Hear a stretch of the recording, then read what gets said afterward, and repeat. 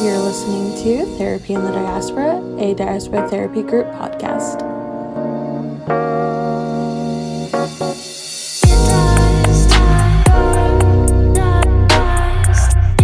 Hi, everyone, and welcome to another episode of Therapy in the Diaspora. My name is Annissa. I use she, they pronouns, and I am an associate clinician at Diaspora Therapy Group. And today I am joined by Tanya. Tanya, do you want to go ahead and introduce yourself? Sure, thanks, Annissa. Hi, everyone. My name's Tanya. I am a therapist based out of New York State, and I'm really excited to be having this conversation today. Just a little bit about me for anyone listening. Um, I use she, her pronouns. I work primarily with trauma, eating disorders, body image, and attachment-related concerns. So those are some of like the areas I enjoy supporting people with. And yeah, I'm just happy to see where this conversation takes us today. Yeah, absolutely. Thank you so much for being here with me today and for sharing a little bit about yourself. Today, as you can tell by the episode title, discussing fat phobia. And so before we get into it, I'm going to share a little bit of a not really detailed definition of what fat phobia is. Essentially, fat phobia is the discrimination or hatred towards fat bodies and fat people. There is a lot of systemic roots to white supremacy, racism, um, body dysmorphia, a lot of different roots that have come from fat phobia and the type of society that we live in the US and in other places across the world. So if this is a topic that is important to you, but you may be nervous to hear about or have your own relation, please take time to take care during this episode. If you need to pause, if you need to take a breath, if you need to drink some water, do what you need to take care of yourself. And if you decide that listening today is not something you are able to do, come back another time. It is completely okay. So Tanya, what is your relationship to fat phobia, or how have you witnessed it either in your individual or professional experience? I grew up in a fat body my entire life for essentially as long as I can remember. And I think one of my earliest memories of it being highlighted to me explicitly is at age 7. When I was in school, we used to have these annual health checkups at this clinic our school was associated with. And I remember we would be weighed annually at those visits among a host of other things. And I remember at age 7 is when there was like this big red circle around my weight. And I remember seeing that chart later and being like, oh, wait a second, there's a circle there. This means something. So that's sort of like my first explicit memory of having to come to terms with the fact that there's something people feel like is a problem here. Um, and then as time went on, as I grew older, as I just became more cognizant of the ways in which weight stigma functions in the world and in the society I grew up in India, um, it became very apparent to me that there was a sense of inferiority associated with the kind of body I was in.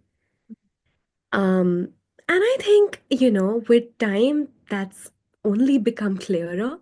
I also see it among my clients. As I mentioned at the beginning of this conversation, I've worked with a lot of people who have challenges with food, eating disorders, or other forms of disordered eating, which more often than not tend to have like a body image distress component to them. And it's really apparent that fat phobia impacts everyone, regardless of body size. Yes, the larger you are, the more it impacts you, but it's essentially a systemic factor that surrounds all of us and negatively impacts all of us. Thank you so much for sharing your personal experience with it too. I Of think, course. yeah, I think in these sort of conversations, we have to also acknowledge the personal, especially if it affects us personally as well. I also grew up in a fat body. I still am in a fat body. And even using the word fat for me was a long time getting there. There are still people in my life that use that phrase or be like, oh, you're not fat, you're just a little thicker. And I'm like, girl, I can see me. I am fat. I didn't say I was ugly. Like, that isn't a negativity. Yeah. There's such an automatic association with the word fat. Like people almost like you can see visible discomfort in using that word.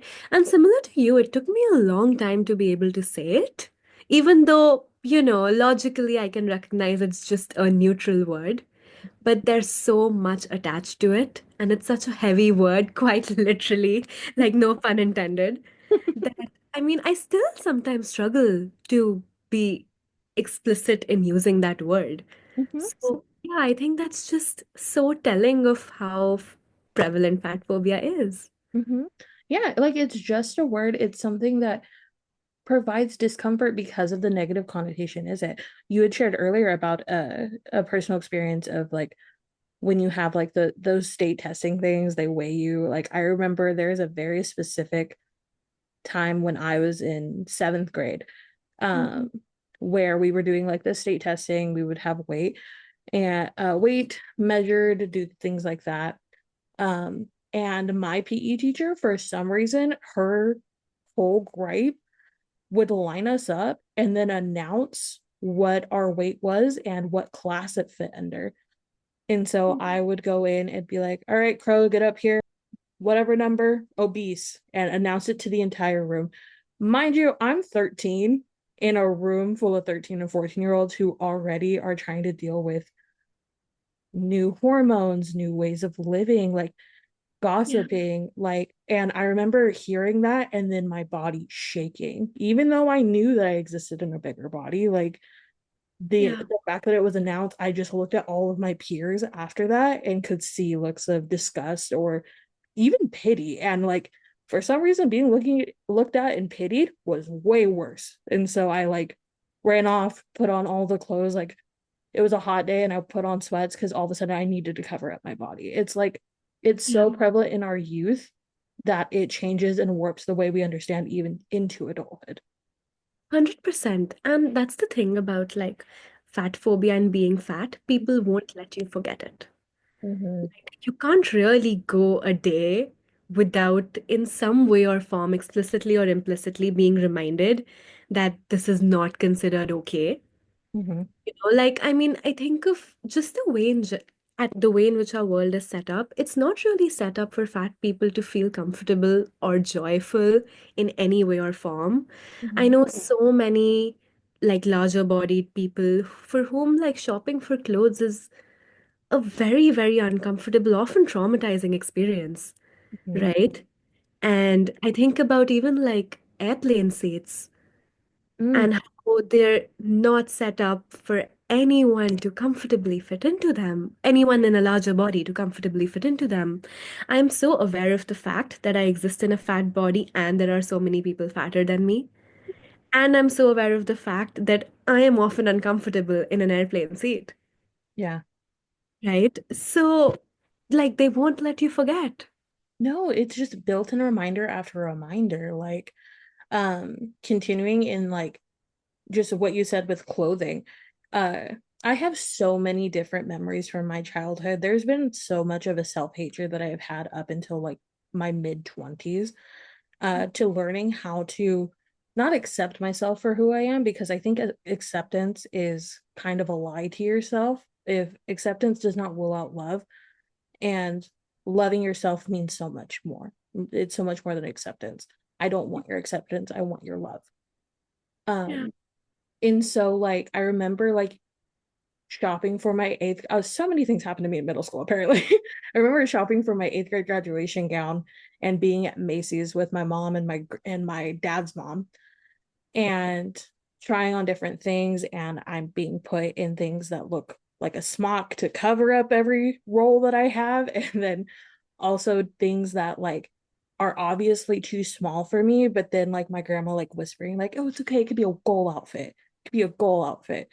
I'm 12, like Yeah. the fact that it's a goal is so astonishing. And then it was also reminded even in the ways that I got punished as a kid. I remember in high school getting in trouble for something, and my punishment every day after that was that I had to run a mile after school, and my brain was like, I'm being punished for this thing. It has nothing to do with me exercising or my weight. Mind you, I was also a student athlete I played softball for 15 years, played water polo for 8, played soccer for 10. Like I was a very active kid. Yeah. but my body never looked like I was like athlete level. It was just very, I would just build muscle. And I remember as a kid being like, am I being punished for what happened? Whatever happened, it was still way too harsh of a punishment. But it felt like I was being punished for being fat and ugly. Like that's what the punishment felt like. And it's a reminder every single day, every time you open up a magazine, when you watch any TV show from the early 2000s, like any sort of thing, they're commenting on it, commenting on it, commenting on it until it becomes the voices in your head.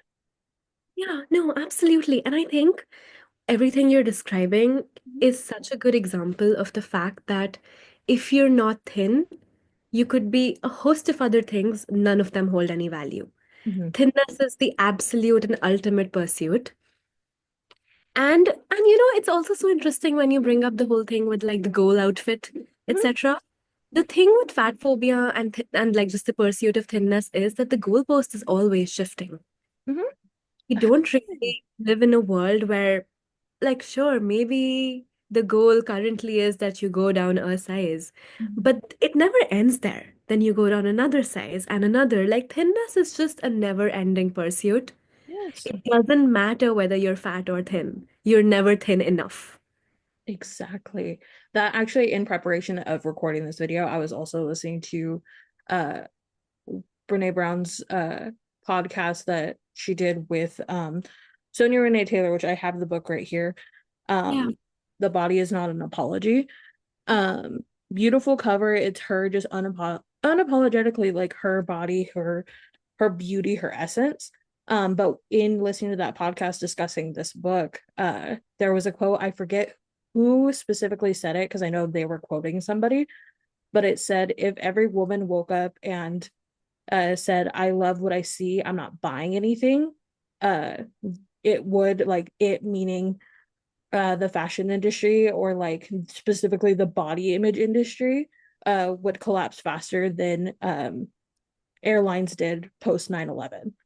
Like they are built on moving that goalpost over and over so that you can never succeed in who you are, or you can never accept yourself. That's why I think self-acceptance is kind of bull.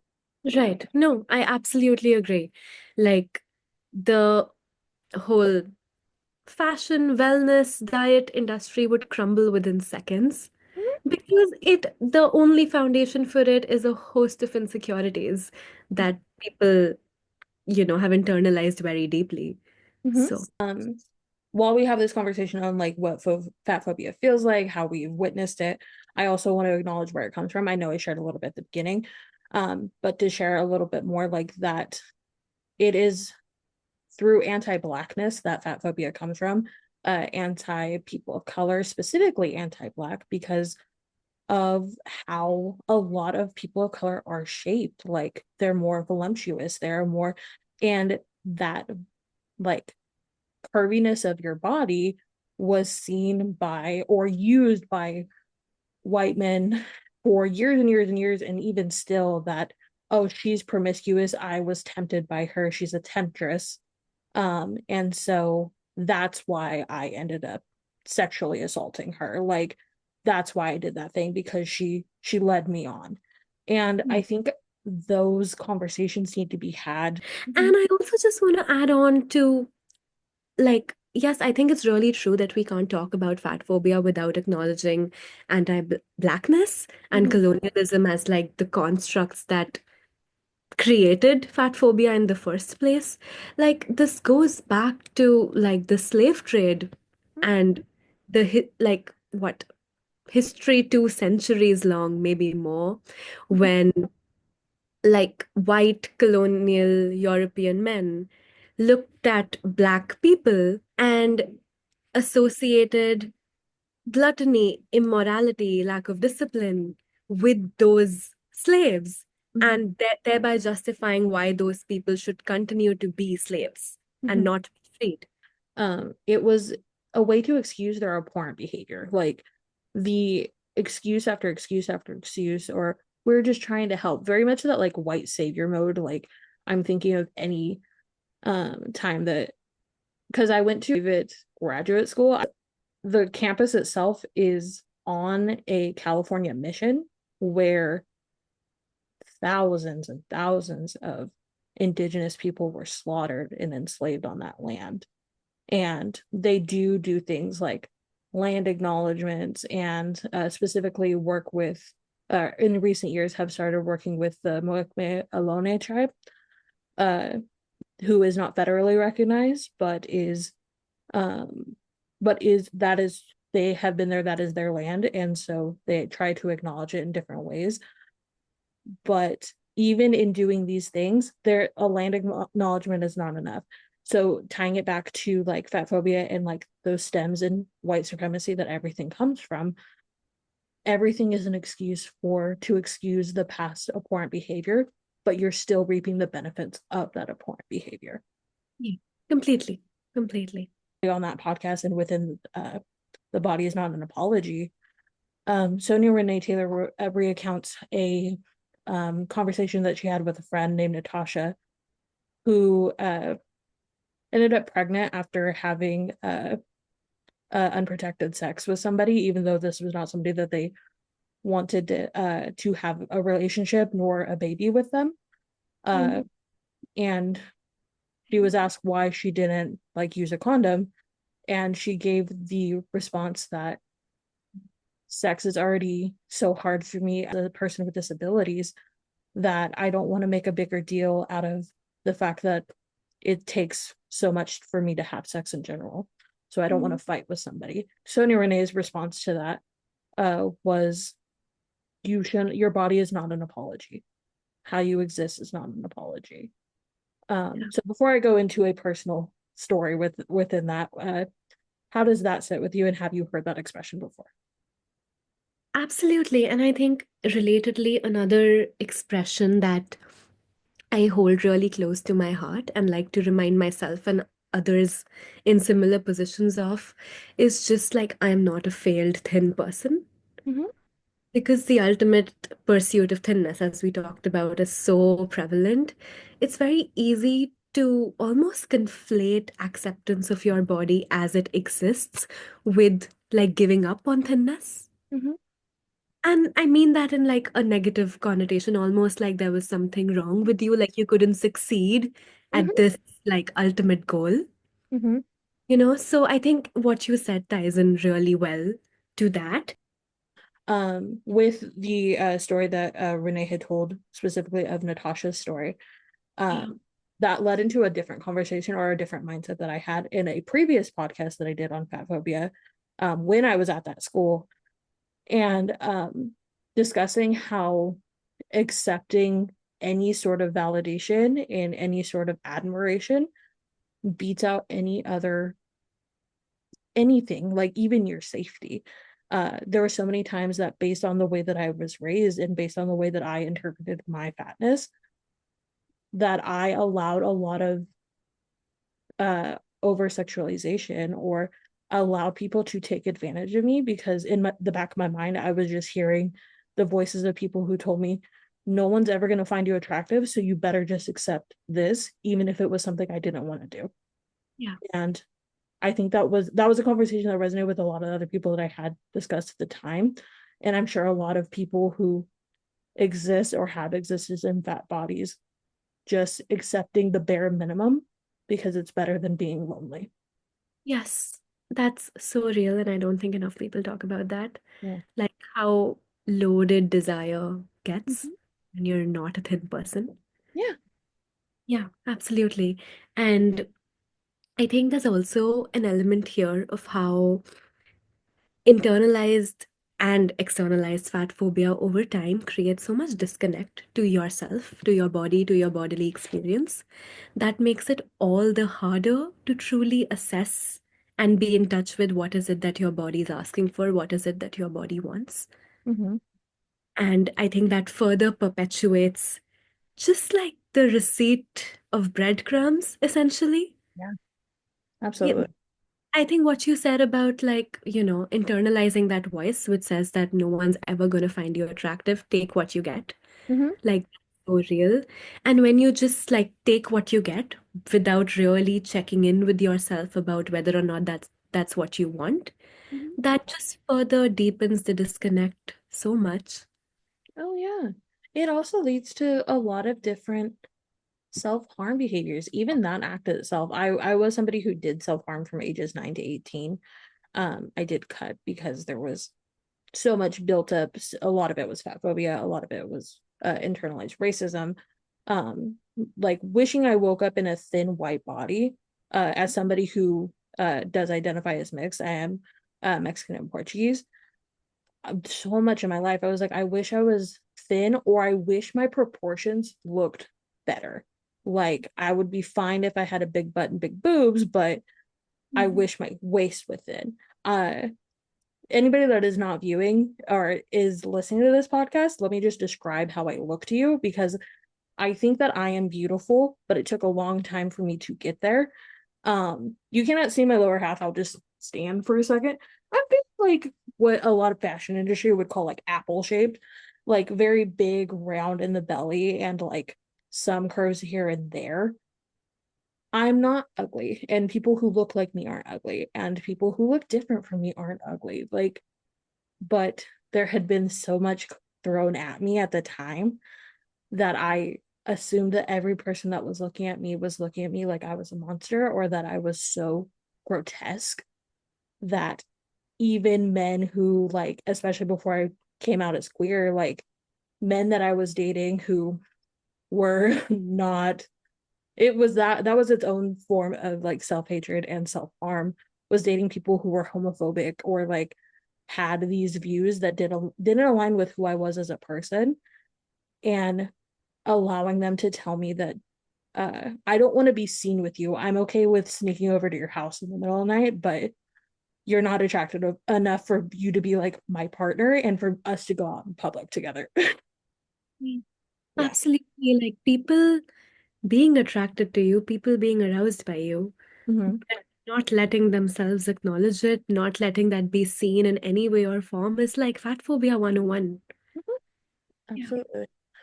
Um, Along with this conversation, because I do think it's very important to have these personal stories, and I love sharing these personal stories because they demonstrate growth, they demonstrate something that someone who is listening to this is sitting with this and being like, yeah, I thought that too, or I have these issues with myself, or I view myself very negatively. No one's ever told me that I was beautiful, and I didn't have to. My body is not an apology. Nobody ever explained that to me. Um, there's also different systemic issues where not only this internalization, where it stems from, like the medicine industry, or we talked about it earlier when we were talking about like getting your weight measured in like school, like BMI stuff.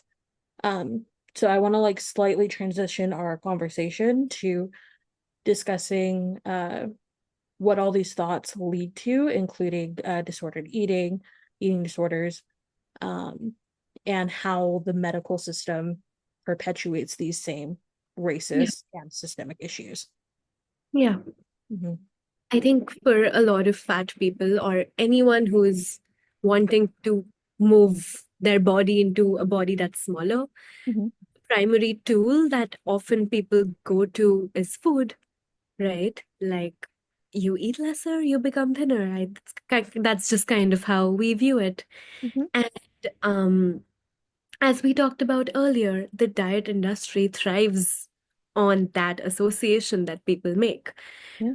It's a very reductionist view of Mm-hmm. things because there are a host of other factors that determine someone's body shape and size.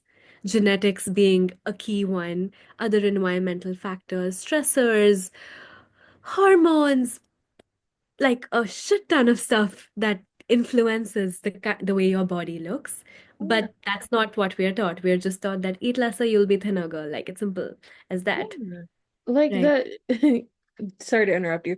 The but the like depth of where that comes from is that so much of like these mindsets, like diet culture and medicine, are based on Eurocentric cis white bodies and not meant to even indulge in somebody who exists differently. Like you're right. Like it has to do with genetics. It has to do with uh access to things. That's where like Yeah. even restrictive territories, or like where people exist in like food deserts, or people are like, well, if they're eating all of these like processed things, of course they're going to be overweight, and obviously they're not hungry because they're overweight. Well, no, you have set up the guidelines so that these lower income communities and usually BIPOC communities don't have access to these things.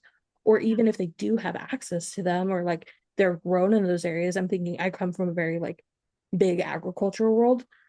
Uh, we can pick your fruit, but we can't eat your fruit. Like, so much in that. Like, Yeah. you know what I mean? Just like the systemic and racist endeavors that also come with that, and anti-immigration, even though those are who the people that you're condemning for the way that their bodies look, but you're also using those bodies uh to get your own food met, get your own needs met. Yeah, absolutely. Like, and capitalism is at the root of all of it, right? Mm-hmm. Like, if someone is working a 14-hour day, they don't have the time to put together like an elaborate quote unquote nutritious meal that perfectly fits different macros, different X, Y, and Z that the food and wellness industry tells you that you must have, Mm-hmm. and that like will contribute to your health. Mm-hmm. It's like really not that simple. Access is such an important point when we talk about different people's abilities to like eat a certain way, a certain kind of food. Yeah, Yeah, access does make a ton of it. Like, also what is deemed healthy within our systems. Like, yes, boiled chicken and broccoli is, to a lot of people, they're like, that's what I eat when I work out, that's what I eat when I'm on a diet. Those aren't nurturing and nourishing meals. You know what I mean? Yeah, yes, the goal is to lose weight with them, but there's so much stigma against different cultural meals and being like, oh, but that's not healthy. I know that I grew up being told often like, Mexican food isn't healthy. Oh, that's like what do you think it is? Like, it's veggies, it's processed, it just doesn't look like it. um it's yeah, beans, like high in fiber. It's those like little things that make up the plate, and yeah, it doesn't look like a traditional like very white basic meal, but that doesn't absolutely. mean it's unhealthy. And another thing the diet industry does is it makes us forget that food is more than just fuel. Mm-hmm. Sure, sometimes food is fuel and food is nutrition and period, that's it. But food is also culture, food is also connection, food is also love, right? Like food is pleasure, food is so many other things, Yeah. all of which are as worthy. Mm-hmm. When we view food as just nutrition, as just calories in, calories out, we forget that it serves so many other functions, all of which contribute to someone's health. Yeah. It might not contribute to a very obvious way of looking at physical health, but it contributes to wellness more holistically. Mm-hmm. And if the diet industry actually cared about health, it would recognize that. But it doesn't actually care about health. It cares about making you thinner and, as we said before, capitalizing on your insecurities. Yeah, 1,000%. Like, one of my favorite things is because I have a lot of things where I did not get to dive deeply into. I don't know where my family is from Mexico. Um, and I was cut off from my Mexican side for a really long time because of a lot of different measures that went into that, a lot of racism, a lot of me being mixed, like, just led to a lot of different things that didn't allow me. So I don't know Spanish. Like, I didn't grow up with a lot of things. I learned that later in life with people who were willing to open up to me. And one of the first ways that people opened up to me was like, have you tried this? Or like, have you had this thing? Or let's teach you how to make that. Like, food to me, like, even I feel like when I say that as a fat person, they're like, of course you fucking love food. No, it's so much more than that. It's cultural. It means that somebody cared enough to make it for you, because all these things, or bring it to you, to your awareness. It's an act of almost I'm trying to think of the 5 different love languages right now. Um uh acts of, Service? yes, yes. It feels, giving food to somebody can feel like an act of service, or because somebody teaching me like, or I so many different things from my own culture. One of my favorite meals in the world is basole, and I didn't grow up with it a lot. I had it here and there, but I had to teach myself how to make it. And anytime I get it, like I live with my best friend and her family right now. And every time that they make pozole, they're like, go get Annissa, it's her favorite meal, go get it. Like come get me out of my room to go and share that meal with them. It is that connection, it's cultural, it's Yeah. it's love. And yeah. There are so many non-Western, non-white cultures that don't express love verbally Mhm. the way a lot of white cultures do. Absolutely. And that's where all of these other love languages come into the picture, right? And in looking at these as like not valuable ways of showing love, Mhm. we are essentially saying that the only way to show love is the way white people show love, Yeah. right? So I think that that's another indirect way in which like colonialism and white supremacy enter the picture. Absolutely. Like love, I think also there's a whole separate conversation on like how words lose their meaning if you've heard them a bunch of times, or if they like you can't fully connect with them because of the hurt that somebody has told you. I was told that I often that like the different family members loved me, but like I had a very hard time connecting that because I'm like, but you're also critiquing me because of me being queer or me being fat. You're like commenting on how much is on my plate or like making a joke. Like my nickname growing up was Faya, which means ugly. Like there was so much that was told to me, but they're also like, but these are the people that love you. So of course I have a warped view of like what it means to be loved by somebody because I'm like until going to therapy and like getting that help because it's like well, the people that I was told loved me or like had that like said the words I love you, it didn't feel like being loved. So, yeah, Mhm. cutting out a cultural piece like food, like even if it's not directly said, it's felt. And sometimes you're missing that ideal. But like even that's confusing because on one hand they're feeding you, and on the other hand they're commenting on how much is on your plate, Exactly. right? They're like, oh, So like, there's this love language where they're like, here, eat our food. We love you. We made you food. And on the other hand, they're just like, wait a second. The food you're eating is making you fat. yeah, It's so you put this on my confusing. plate. Like, what? Pick a side. Mhm, exactly. Okay. Is there a like I've talked about my relationship with food and like how love has communicated that. Is there a meal that in like either your childhood experience or even one that you make for yourself now that feels like you're giving yourself love in that way?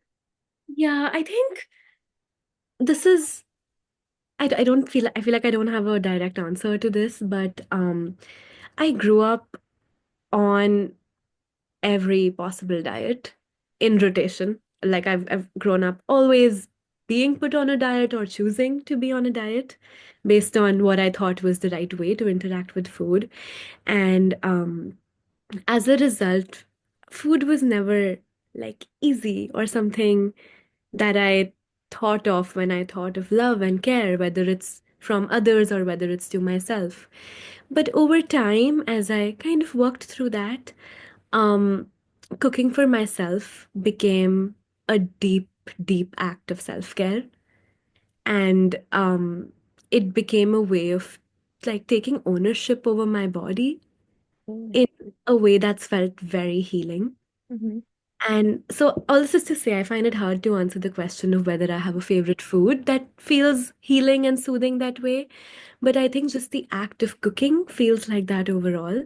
Mm-hmm. And just like having the evolved ability to tune in with myself and be like, hey, what do you want? What can I cook for you? And then cooking myself the thing I asked myself to cook Yeah. it feels like truly the greatest act of self-care.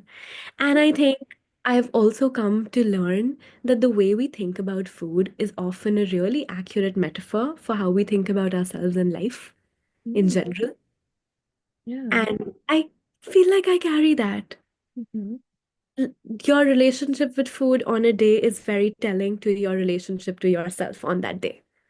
Yeah. I think that's a beautiful way to put it in a way that's like understanding that like some when we talked about like access and things like that. it's not, I think it even goes back further than that in the conversation of like food isn't just something, it's not just nutrients to like get you through the day. It comes with care. Making it comes with care. What you put into it, the amount of energy that you put into making that, especially if it's just for yourself. I know that when I had to really learn that I'm allowed to cook for myself and like enjoy things, because my brain was wired to be like, oh, it's just me, so I'm just gonna like eat Mm, some peanut butter and like bread and then call it a mm, night. mm. Whereas if I'm cooking for somebody else, I'm like, what's your favorite thing? Do you like cookies? I love to bake for people. Like I so much love is given outwardly that I never turn it inward. So you saying that like that as a declaration of self-care, of love, really resonates with me, and I think that's really beautiful. Yeah, no, I'm glad. I hope that everyone loves themselves enough to feed themselves well. Hmm. And when we say well, it means not the stereotypical like healthy well. No, It's not at all. It doesn't mean a ratio of protein to carbs or whatever, but just in a more larger, holistic, like softer sense. yeah, I think there is a need to be soft with yourself. So often we're having to go through so many harsh environments and harsh ways of life, and we build these hard edges that it's hard to smooth them out over time if you've never known how. And Absolutely. yeah, so like allow yourself to be soft with yourself, to take care.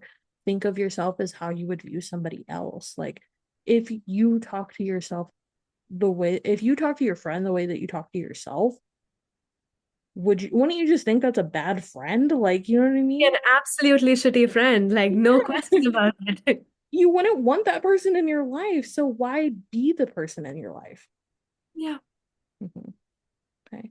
I mean, and also absolutely easier said than done because as we've been talking about, internalized fat phobia can have a grip on you. Mhm. But I truly think it's a practice worth investing time and energy in. Yeah, absolutely. There are clients that I'm seeing right now that are like having very real moments with themselves where like I just don't think that I'm good enough. Yeah. And it's because we've created this society that uh they're similar to what you said, like constantly moving the goalposts. There was also another quote from that podcast. We have stacked everything on a hierarchy, on a ladder, uh when we don't need that ladder to like keep moving up and up and up, move that goalpost, the ladder becomes useless. When we don't give into what anybody else is thinking of us, it becomes useless to have to pay into that. Yeah. So I'm thinking of like clients right now, like being like, I don't think people will find me attractive. And it hurts to hear because I'm like, I was the same way. And I'm like, it's not something that's gonna take a month or two to fix. It's gonna take so much time in and out of therapy to learn self-love and radical self-love. Absolutely. And I think also for a lot of people, they might find themselves at a point Mm-hmm. where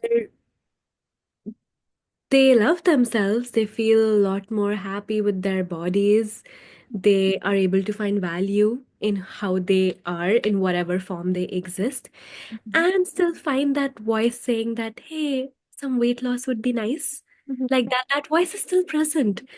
It doesn't, like, I think the self-love doesn't mean that voice goes away.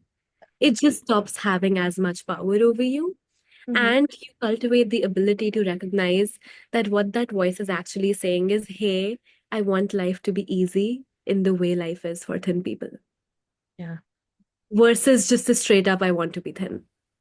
exactly. Being that I know I started to like branch into disordered eating earlier, I want to now actually do so, being that we're talking about radical self-love and that voice inside of your head. Um, Yeah. I do not have as much experience working with disordered eating. There, I have gone through my own experiences with it, loved ones of mine dealing with anorexia, bulimia, uh overeating, like things like that. What has been your experience as a professional who really caters to this population, or has in the past? Yeah.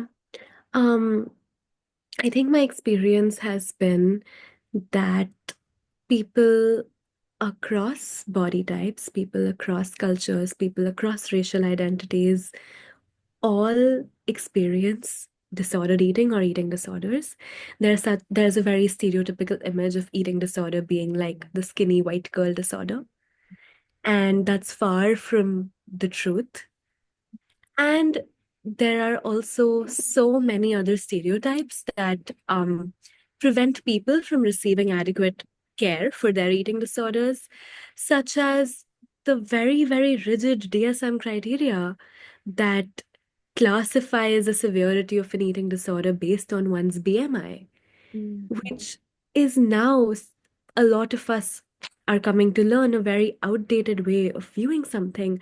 Most people who have an eating disorder will not meet the BMI and weight criteria for qualifying clinically, for that diagnosis, Mhm. which often prevents people from getting the care that they need. There are so many fat people who have eating disorders and who struggle with food day in and day out.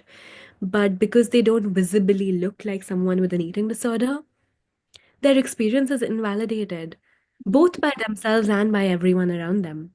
Mhm. And I think we desperately need more providers who have the cognizance, who have the compassion to recognize that we have to expand the definition of what an eating disorder is and who can have one. Mhm. Because otherwise, we're really not doing anyone any justice. We're not helping in the way we think we're helping. Mhm. Yeah, absolutely. I wholeheartedly agree. The just even referring to it as like the white girl eating disorder, like that sort of thing is so inept because as we discussed a little bit earlier, like BMI it's based on I forget the actual person's name because I did do this research, but it's blinking. It's based on this one, I believe it's from the 1700s that Yeah, it's a long, long a time. long time Yeah. ago where like we just food was everything was different. Like Yeah, exercise, movements, literally. everything was completely Everything. The different. world as we know it has absolutely completely shifted from the 1700s to now. Exactly. And so like the fact that they're still using this ancient method that was also at the time not correct. Like Yeah. it's insane to measure your body up against a white woman from the 1700s. Like that's crazy. Yeah. It even leads to like fear like to even go to seek a physician like whether you're seeing them for disordered eating or eating disorders even if you're just getting medical care and you exist in a fat body. For example, about 2 years ago. Oh no, it's exactly 2 years ago. I just looked at the date. I had one of my ovaries removed. I had to have an emergency surgery to have one of them moved due to a cyst. Yeah. And while I was like hamming it up for everybody in there, also I was on morphine, so it kind of was giggly because of that. Yeah. Um, Internally, I was so afraid to be in that environment because I knew based on previous experiences, and I have a chronic illness, so I have been to doctors a lot. Um, Mm. that constantly being like, oh, but if you lose a little weight, it'll be a little bit easier if you do this. Like, I'm like, I have been trying my entire life to lose weight. I was on Slim Fast in Mm. the like in my youth, but I kept thinking over and over again, I'm like, they're gonna ask me about my weight. They're gonna, or even worse, I'm going to be naked on this like operating table because, and they have to cut into my stomach. My brain's like, they're gonna cut through a bunch of fat. They're gonna judge me. And at this time, I was 25 years old, like, and Mm. I was still like back in that kid mindset of like, they're gonna notice like this roll on me, or there's discoloration on my skin here because there's so many imperfections that Yeah. I told over and over again that's what I was worried about, not the fact that literally my ovary was exploding. Yeah. And that's No, I think that's so real. That's so real. And it also feels wrong to invalidate that because maybe a bunch of them were judging your appearance. yeah. But that's just the reality.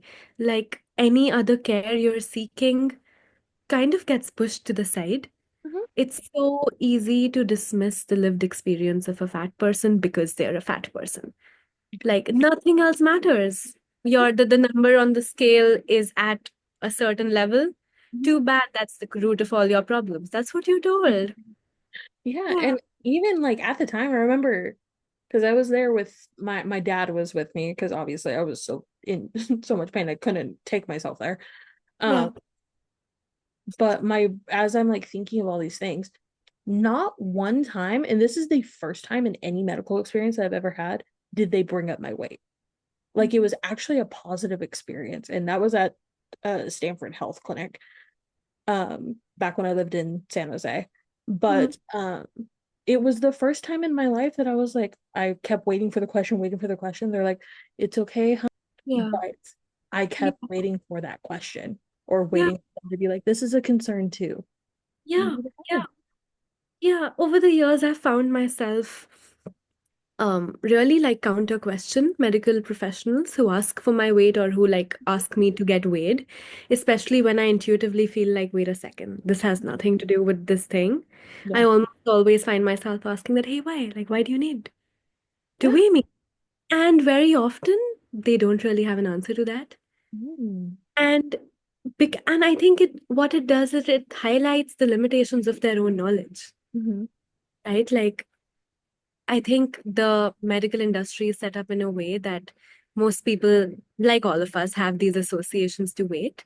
And once you kind of question that association, they're like, yeah, wait a second, what really is going on here?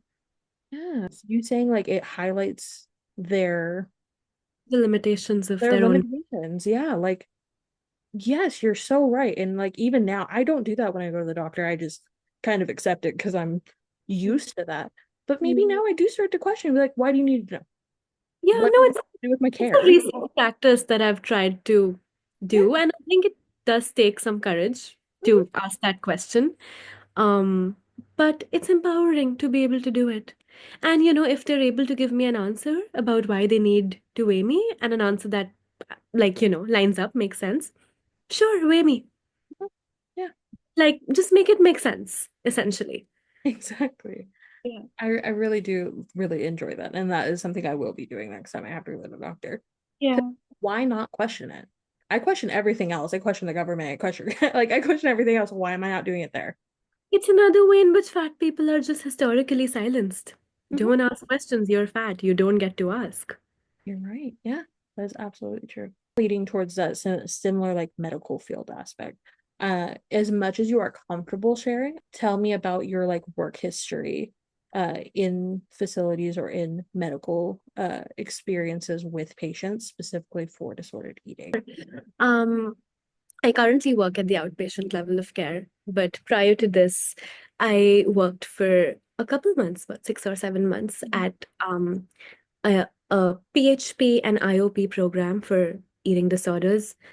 Sorry for anyone listening who doesn't know the acronyms, but PHP is essentially partial hospitalization and IOP is intensive outpatient, which means that this was a population that was struggling with food and body image at a level that they just needed more frequent and more intensive care.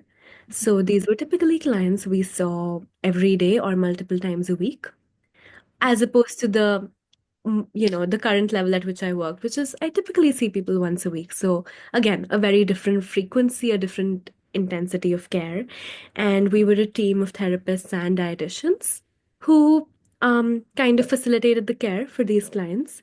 Mhm. And it was interesting. It was interesting to be in that space and have such an up close glance into seeing someone's healing journey with its ups and downs.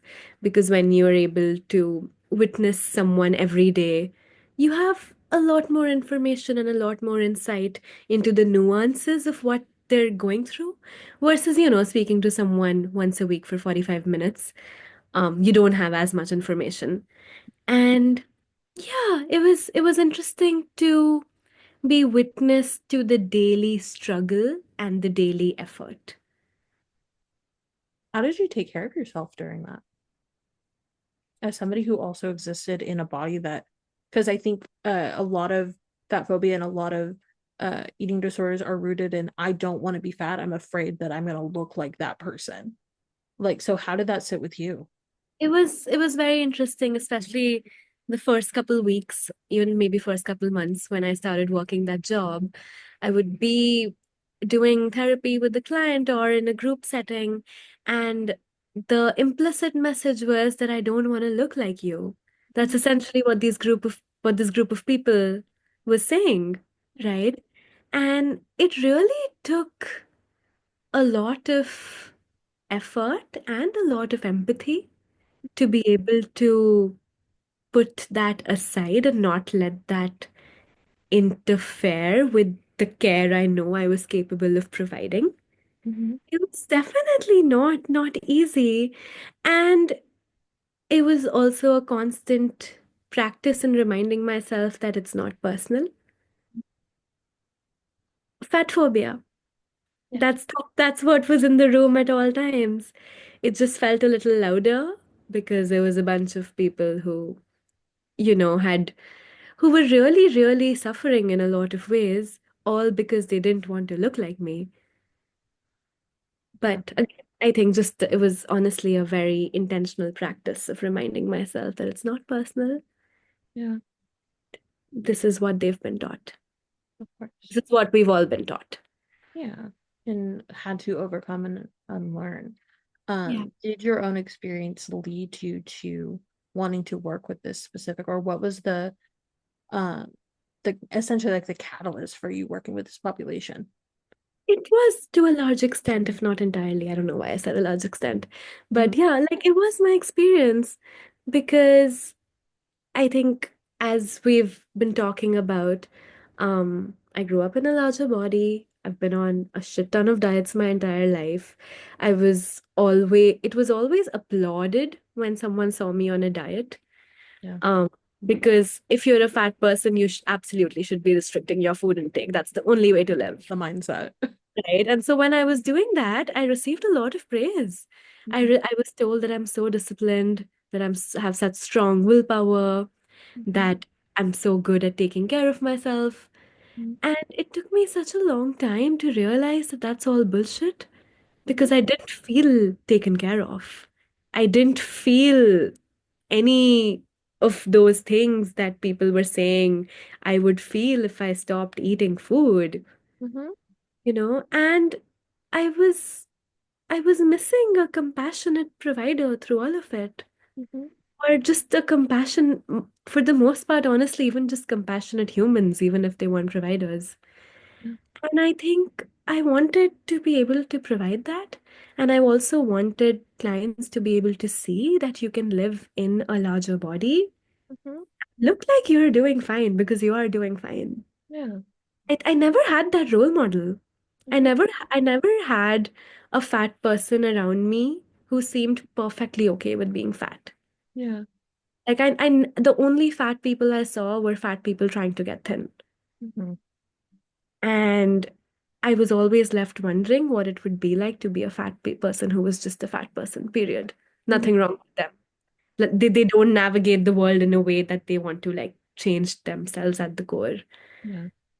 Yeah, I remember my first experience with finding someone like that was Mhm. actually this like body positive influencer on Instagram. Mhm. And I randomly came across her page one day. It's been a few years now. Mhm. And she looked just like me. Mhm. It was the first time I saw someone who had very similar proportions, a very similar size. She looked really, really similar to me. And Mhm. she dressed completely differently to how I used to dress. She seemed to have no hesitation in like showing off her body. And it felt like a whole world of possibility opened. Mhm. I saw that. I was like, wait, there are people like this out there? That's insane. I never would have thought. I genuinely never would have thought. Yeah. This- Absolutely. Yeah. I think that's beautiful too, because in earlier conversations off podcast, we had a bit of a conversation around like where have we seen representations for ourselves, or how have we witnessed that in a bigger platform than our day-to-day experience. Because similarly, anytime that I saw somebody who was bigger, or even somebody who was more like mid-sized but wasn't thin enough, like Yeah. early 2000s like heroin chic like type of stuff, Yeah. um And you're right, it was a lot of people who were not okay with how they looked or not okay with themselves. And that was what was perpetuated to the rest of us. There are certain people that I'm like, they exist in bigger bodies, and I've just thought, oh my God, they're gorgeous. Yeah. And I couldn't do that for the same for myself. Yeah. Yeah. Yeah. I think it's like a classic you're your biggest critic kind of situation. Yeah. Absolutely. Yeah. Well, Tanya, thank you so much for joining me today. And for sharing this very deep and honest and vulnerable conversation. There's 1,000 different ways that we can continue to have this discussion. Before we begin to wrap up and head out, are there any like final thoughts that you have, or any resources or anything that you would like to tell and share with people? I think one thing I find important to say in these conversations currently is that, we find ourselves in a time where, for any consumers of social media, it's really evident that with the rise of GLP-1s, with the rise of just the, what's the word? The glorification of a certain body type again, Mm-hmm. I think it can be very, very hard for a lot of people to find themselves in that cultural environment again. Yeah. The messaging that skinny is great and you should be skinny is presently very, very loud. And I want to validate that you can be someone who's done a lot of work on yourself and still finds yourself shaken up a bit by this messaging. And you can be someone who's trying to challenge these narratives, is relatively new to taking care of yourself in that way. And this process makes it all feel a lot harder and a lot slower. And I just want to validate that experience. The social messaging, as I said, currently is really loud. Mhm. This means it's going to take a little bit more effort to challenge it all, but it's worth it. And to anyone listening who wants to do that, I hope you're able to find support in ways that remind you that it's worth it. Mhm. Yeah, I just think that in the current environment, that's a really important thing to remember. Absolutely. And just because they're loud does not mean they're right. Yeah, Like absolutely. that. And if you find yourself being somebody who is looking for that care and looking for those steps to get to that point, or find a therapist or clinician that is comfortable talking about these topics, that has that lived experience, or just can help guide you through this journey where it's going to take a long time and healing is not linear, but we can be there with you along the way. Come check us out at Diaspora Therapy Group. I am a clinician there. You can talk to me or any of our other amazing clinicians there. Tanya, do you want to share where you are located at, and if you're taking clients, anything like that? Sure, yes, I currently work with New York State residents. I see people in person in New York City and virtually across the state. Um, I'm actually in the process of starting an Instagram account, so if anyone wants to reach me there, you're very welcome to. The username is Therapy with Tanya, and there's an underscore at the end because I couldn't find a username without the underscore. So check me out there. And yeah, happy to support you or guide you to other people who could support you if I'm not able to for whatever reason. Because as we said, we all deserve to take care of ourselves in this way. Absolutely. Thank you so much for being here today and sharing this wonderful conversation with me. Anything that you would like to know from Tanya will be linked down below. Anything that you want to know from me or Diaspora Therapy Group, or check out other episodes from Therapy in the Diaspora. Thank you so much for listening, and we hope to hear you in the next one. All right. Bye, everybody.